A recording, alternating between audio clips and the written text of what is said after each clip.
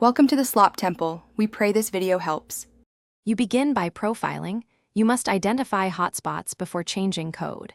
Use a sampling profiler to see where your CPU time goes and enable GC logging to surface memory pressure.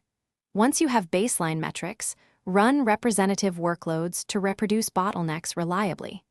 Make sure to collect thread dumps during peak load so you can correlate contention with methods.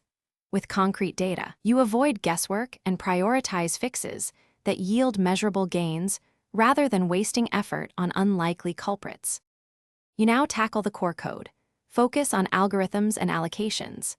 Replace expensive data structures with more suitable ones and prefer primitive arrays or specialized collections to avoid boxing.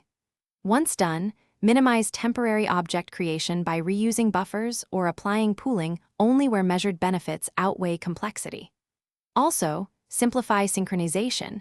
Use concurrent collections or lock-free patterns to reduce contention. Make sure to rerun the profiler after each change so you can confirm improvements and avoid you finish by tuning the runtime and validating behavior under load.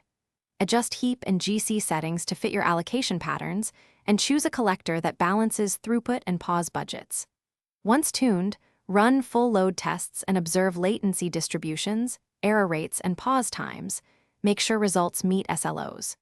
If something goes wrong, roll back incrementally and use canary deployments to isolate changes. Troubleshooting tip: when unexplained regressions appear, compare flame graphs and GC logs before and after to pinpoint the regression.